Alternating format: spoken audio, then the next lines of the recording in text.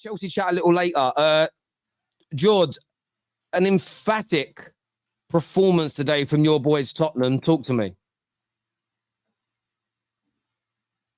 You're muted, bro. Raw. Oh, it's good that I was muted. No, 5 goals scored, man. 5-star performance. I was happy on all ends, all round. What a great performance it was. I'd say we looked shaky for about the first 20 minutes, but after that, we grew into the game. They got their early goal. And other fans will say that when we went 1-0 down, they was worried. I wasn't. I was quite happy that we went 1-0 down, especially considering what happened at Fulham. You need to be your team to be testing their character. And going 1-0 down away at Burnley is not so easy. It's not always going to be an easy task, but we come out there, we got the goals. An amazing goal from Romero, man. Maddison as well. The free captain, the leadership group, they just led the way to get it today. And I really couldn't be more happy, man. I'll be real. Everyone's been out there trying to get onto Big Ange. Everyone's been trying to say, especially after midweek, he's made mistakes, he do this.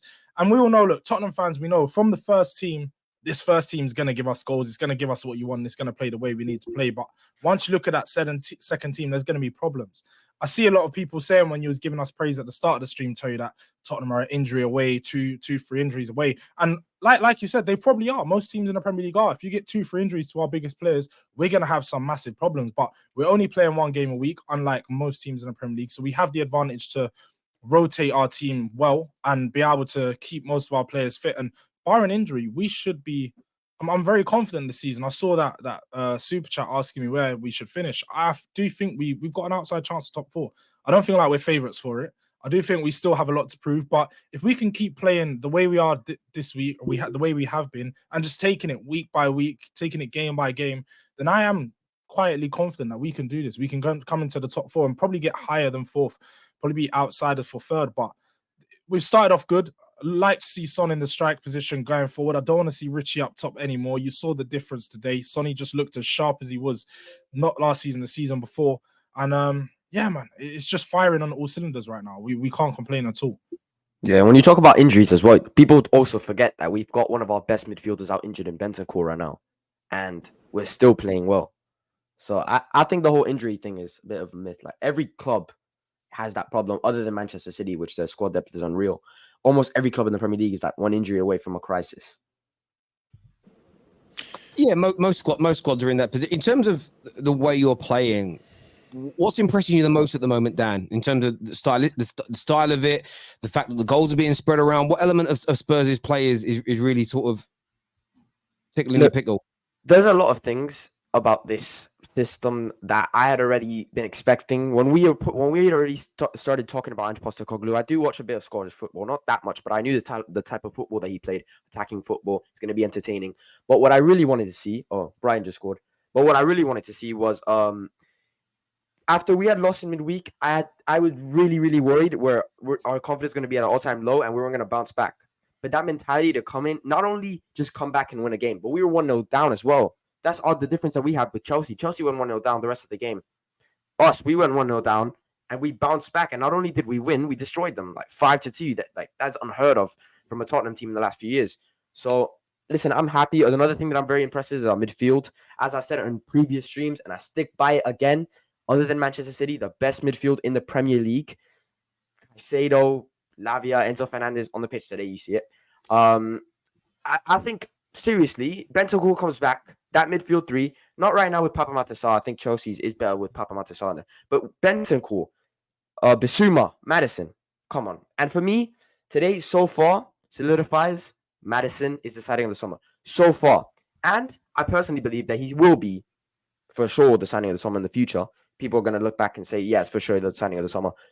But I'm very happy with the way we're playing football. Exciting football, something that I've wanted to see for a very long time. When it comes to where we're going to finish this season, I don't want to go in early and say top 4. However, it's looking like we could be in that race.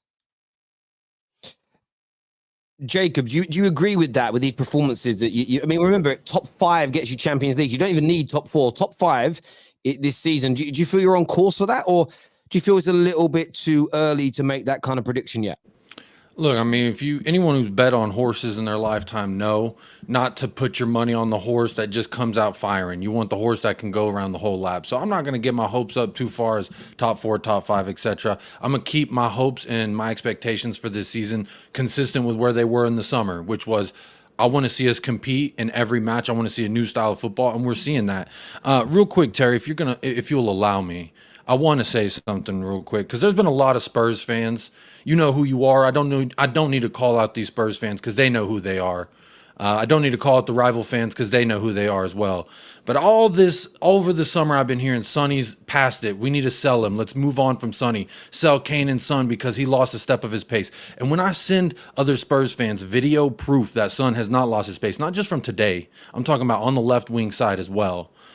They refuse to look at it. It's still, let's suit the narrative, right? Let's keep the myth going that Son's lost a bit of his pace. We want a whole revamped front forward. Now, I came on here a few weeks ago, Terry, and said, I want to see Richarlison through the middle for 3 matches, and if it's not working, then give me Son through the middle. Now, we saw that, and we see what it can do. And again, it dispels any myth. Before today, it was already dispelled, in my opinion, that Son lost a step. But Spurs fans were calling for Son to be sold. They said he couldn't be a captain. He doesn't have leadership qualities. They said he lost a bit of his pace. He's not the player he used to be. And then Egal even came on here and said, oh, it looks like he's back. He never left. Y'all just weren't paying attention. Y'all were looking at it from the outside, but you weren't looking at it, and you were diagnosing the symptoms rather than the problem. All right. So when it came down to Son and what happened last season is irrespective of him in total, and it's not indicative of things to come either. So I just real quick wanted to put that notion out there. Anyone who said Son was gone, you're in the mud. Anyone who said Son lost a bit of pace, you're in the mud. And I'm looking at Spurs fans mostly because I heard it from this side of the fence of people hating on our best player. And what did he do today? Oozed class, first half, second half. Completely game changer through the middle. Dan's called it. I've called it. I'm sure Jordan's called that. We want to see Son through the middle. Now that we saw it, I don't think Richarlison gets that back. But yeah, man, it just feels good. Like Jordan said, it feels too good to be true because I know it's only Burnley. But at the same time, I look at things that would hold us back. One of those being the myth around Son and the myth around our leadership group. A lot of people also scrutinized Ange Postecoglou when he said Son's my captain, Romero's my vice, and so is James Maddison. He came under a lot of shit for that as well. So let's keep the energy. I like that the fans are now turning the way that they're talking a little bit nicer about Heung-min Son, which honestly, you need to put some respect on his name and start talking to me nicely, in my opinion. Jacob, I disagree that the fan base went against Ange Postecoglou's decision of the captaincy. I think it was praised. I mean, every Tottenham fan was shivering hours before the announcement, praying to God that it wasn't going to be Eric Dyer. When that announcement came out, everybody wanted Son to be the captain. There was top yids that were all saying it should have been Maddison, it should have been Basuma, it should have been this guy and that guy. And Maddison just came to the club and he's going to be. I'm not arguing for it. I'm just telling you what I've seen on Twitter and what I heard in my chats and on YouTube as well. So from an outside point of view, Maddison looks like your captain, though. I'm gonna be real. He looks more like a captain than Son does.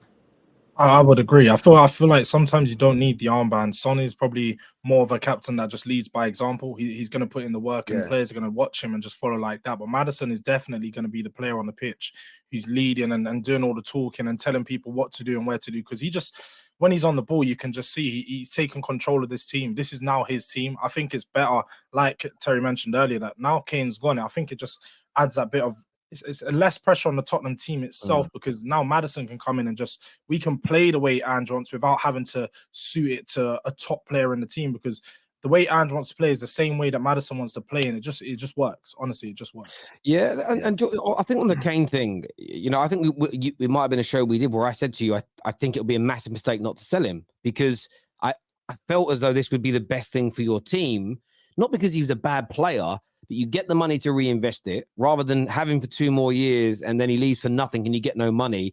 Plus, I gave a few examples at the time. A lot of teams step up when one of their best players leaves, as an example. Somebody else comes. You look at Real Madrid at the minute. I haven't been watching all their games, but they lose Benzema. People are like, oh, but he's their talisman. Jude Bellingham probably hasn't, but it feels like he scored the winning goal in every game he's played so far. Somebody else steps up. That's typically what our teams always do. You were Tottenham before Harry Kane. You'll be Tottenham after Harry Kane. Fans have got to. I mean, it's one thing Lee gets right.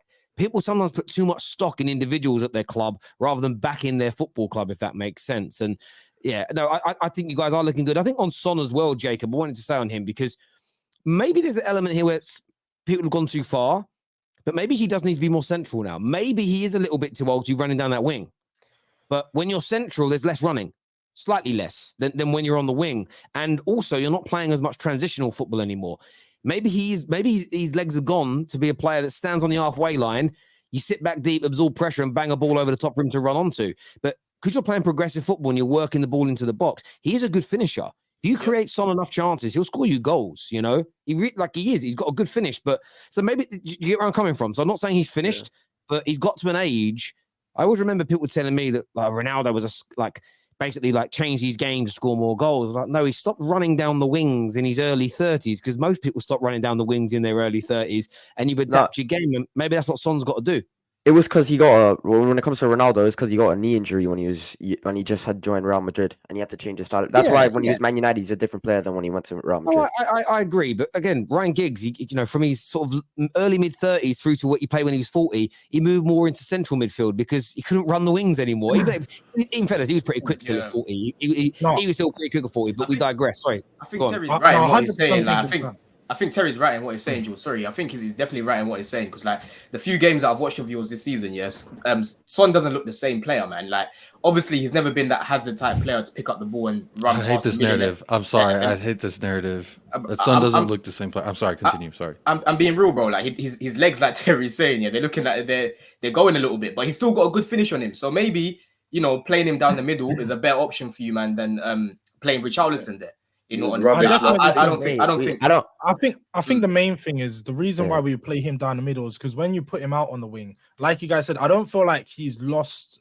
I do think he's lost the step, and I do feel like he's lost that cutting edge in his game, whereas he looks just a bit afraid to take players on, especially when it's 1v1 on the wing. When he's in isolation, he'll take them down the wing by running past them, but he doesn't want to run at a player.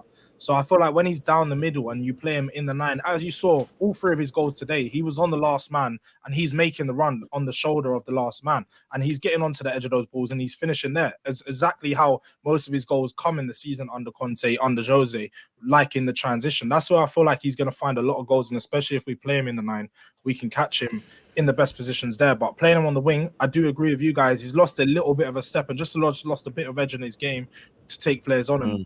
You just have to adapt as he's getting older. I agree that you have to adapt, and playing to Son's best qualities would be playing him down the middle so he can have his world-class finishing. That's what we've lacked in that 9 role the entire part of the season. But my point being that he hasn't lost a bit of pace. Jordan, I have your number. I'll send you some video clips where out on the left wing where people are saying he cannot run, where he does burn the entire back line, or he does burn a young Max Aarons who's supposed to be this pacey right back. So what I'm saying is, to say he's lost a step, I don't agree with it. It's an opinion, and I think it's one that he would also disagree with as a professional himself. So I tend to side with the human behind the shirt personally, more than I do with people who watch him sparingly and say, "Oh, yes, this is what is going on with him." Do you know what's interesting about it though? When Cristiano Ronaldo did his medical at Man United, the reports came out that when they do some sort of tests, I don't ask me to quote what they're called, where they test the kind of the muscle age of your body. And they're like, oh, he's muscle age of a 28-year-old. He weren't playing like a 28-year-old though. Nope. This is the thing. There's certain things. Sometimes it isn't even your top speed. Sometimes it's the first 5 yards, the acceleration, the power can kind of disappear or go, and it only has to be marginal. But again, I do think as well, when you play a lot of transitional football and all you're really doing is tracking back to pick and defend and then sprinting 30-40 yards every time you attack, that's also going to help, but that's also going to burn you out more than a team that plays possession-based football. So City players are less likely to burn out because they're not running as much in terms of those long sprints. But I want to go back to some of these super chats here.